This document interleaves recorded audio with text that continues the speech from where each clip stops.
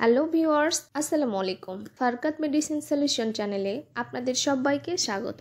আজকে আলোচনা করব অ্যারিস্টো ফার্মা লিমিটেড কোম্পানির একটি ন্যাশাল ড্রপ সম্পর্কে, যার ব্র্যান্ড নেম আফরিন এবং এর generic name oxymetazoline hydrochloride. Afrin nasal ড্রপের সক্রিয় উপাদান হলো অক্সিমেটাজোলিন হাইড্রোক্লোরাইড, যা একটি ইমিডাজোলিন শ্রেণীর সিমপ্যাথোমাইমেটিক অ্যামাইন। এটি সরাসরি আলফা অ্যাড্রেনোসেপ্টরগুলিতে কাজ করে, যা নাকের মিউকাস রক্তনালীগুলির সংকোচন ঘটিয়ে রক্ত প্রবাহ কমিয়ে এবং ফোলাভাব হ্রাস করে, ফলে নাসারন্ধ্রের পথ সুগম হয় এবং সাইনাসের নিষ্কাশন বৃদ্ধি পায়। আফরিন ন্যাশাল ড্রপ আমরা কেন ব্যবহার করব? আফরিন ন্যাশাল ড্রপ তীব্র বা দীর্ঘস্থায়ী রাইনাইটিস, সাধারণ সর্দি, সাইনোসাইটিস, উপরের শ্বাসনালীর অ্যালার্জি, নাক দিয়ে রক্ত পড়া বা ফিভারজনিত নাকের বন্ধ ভাব, এছাড়াও এটি মধ্য কর্ণের প্রদাহের চিকিৎসায় ন্যাজাল ডিকনজেস্ট্যান্ট হিসেবে ব্যবহার করা হয়ে থাকে। আফরিন ন্যাশাল ড্রপ ব্যবহারে কি কি উপকার পাওয়া যায়? এই ড্রপ নাকের মিউকাসের ফোলাভাব হ্রাস করে, নাসারন্ধ্রের পথ সুগম করে, ফলে শ্বাস নেওয়া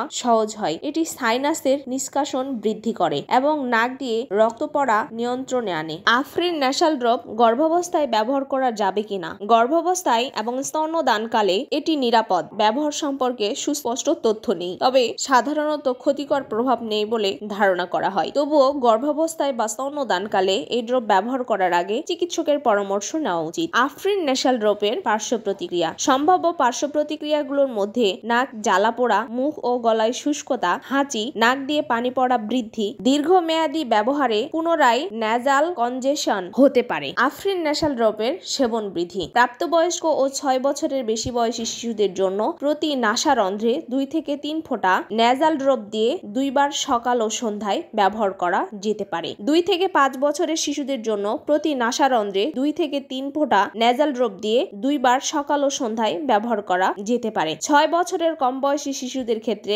ব্যবহার উপযোগী নয়। আফরিন ন্যাশাল ড্রপের কিছু সতর্কতা ও পরামর্শ। আফরিন ন্যাশাল ড্রপ টানা 7 দিনের বেশি ব্যবহার করা উচিত নয়। দীর্ঘমেয়াদী ব্যবহারে রিবাউন্ড কনজেশন হতে পারে, যা নাকের বন্ধভাব বাড়িয়ে দিতে পারে। হৃদরোগ, হাইপারথাইরয়েডিজম, প্রোস্টেট গ্রন্থি বৃদ্ধি, অ্যাঙ্গেল ক্লোজার, গ্লোকোমা বা এই ড্রপের উপাদানের প্রতি অতি সংবেদনশীলতা থাকলে এটি ব্যবহার করা উচিত নয়। চোখের সংস্পর্শ থেকে দূরে রাখতে হবে। অতিরিক্ত ব্যবহারে জ্বালাপোড়া এবং পুনরায় ন্যাজাল কনজেশন হতে পারে। এক্ষেত্রে উপসর্গ অনুযায়ী চিকিৎসা গ্রহণ করা উচিত। আপনাদের যে কোনো সমস্যায় অবশ্যই ডাক্তারের পরামর্শ অনুযায়ী মেডিসিন সেবন করা উচিত। প্রতিটি ওষুধ আলো থেকে দূরে ও শুষ্ক স্থানে রাখুন এবং শিশুদের নাগালের বাইরে রাখুন। আমার ভিডিওটি আপনাদের ভালো লেগে থাকলে এবং নতুন নতুন আরো ভিডিও পেতে চাইলে লাইক, কমেন্ট, শেয়ার এবং সাবস্ক্রাইব করে পাশেই থাকুন। ধন্যবাদ সবাই।